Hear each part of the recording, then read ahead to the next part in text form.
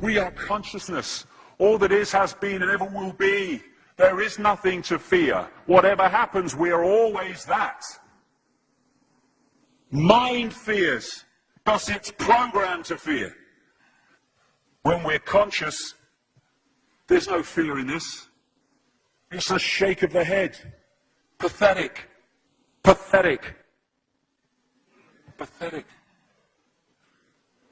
And we need to do this. Compliance. We need to challenge that. Not with violence, not even with aggression. We just need not to fight it. We need to walk away, because without our acquiescence, it cannot survive. You know, when you look at a pyramid, we've been manipulated to believe the power in a pyramid is at the top. It ain't. The top of the pyramid is there because the rest of the pyramid's holding it up. We're holding this whole thing together. There's this story I told many years ago of a British comedian called Larry Grayson. And as it built up, Larry Grayson would come on dressed as Britannia with the helmet and the shield, and he would be manhandled up the side of this pyramid to the top for the big finish. And he said one night, he said things seemed to be going rather well. He said, and then I noticed that a sailor in the bottom left-hand corner had got rather a cough. And this cough got worse and worse and worse to the point where the sailor couldn't stay in the pyramid anymore and stepped out of it. Larry Grayson, symbolic of this elite at the peak of the pyramid, ended up in the second row. And the elite, the power center, had done nothing to bring about this. One sailor, the bottom of the pyramid, had got a cough. And the whole thing collapsed. And I listened to that and I thought, my God, yes. That's it. We, the powerless people, are holding the powerful people up there, and they know that. They're terrified of us realizing that. Do you remember that movie, animated movie, A Bug's Life? A Bug's Life with the grasshoppers?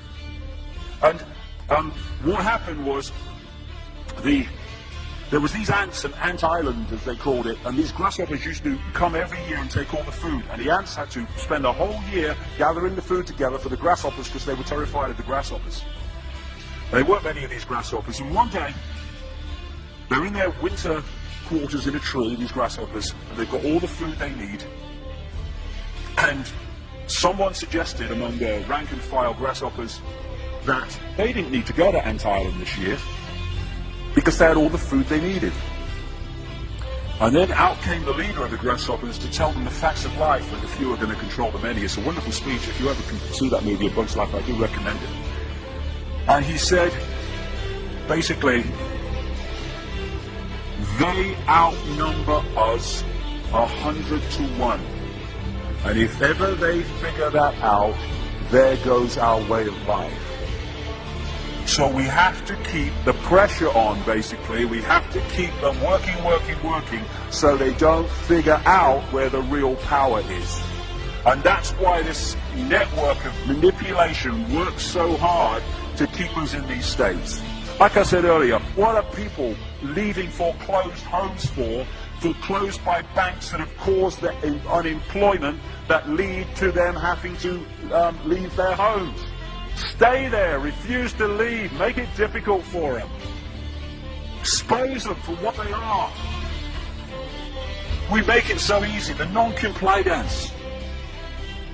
No longer will we just do it because we're told to do it. Is it just? Is it right? Okay, I'll do it. Is it unjust? Is it not right? I ain't doing it. We start to make the decisions on what we will and will not do based on our values and not some imposition from the dark suits. These people are gonna give me, grant me, or grant me not my freedom. I'm all that is. You can't grant me freedom. No one can grant me freedom. I am freedom. It's what I am.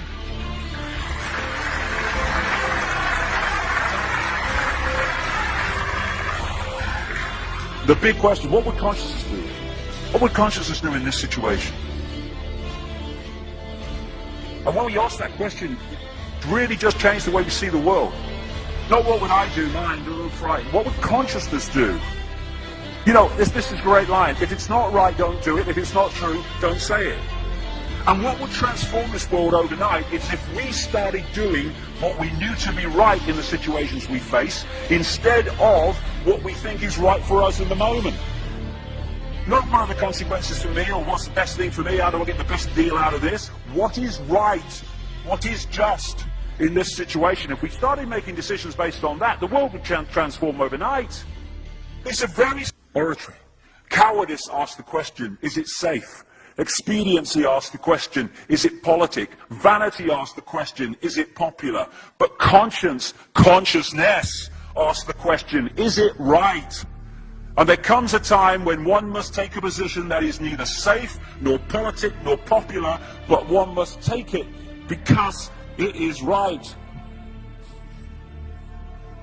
And when enough of us do that, what is right will manifest by definition.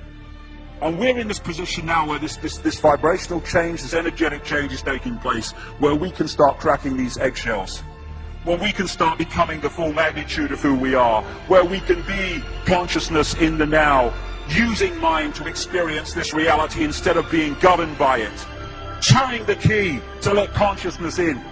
We're being offered this opportunity, the key called becoming conscious, that will bring an end to this. It's being given to us, we just need to take it. And to take it, we need to say enough. Enough of being enslaved by these people, enough of being enslaved by our manipulated ignorance, enough of being enslaved by the fear of being who we are.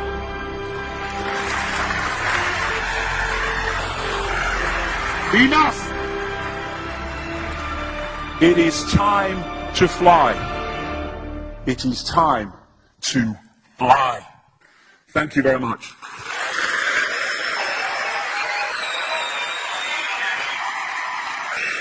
Thank you.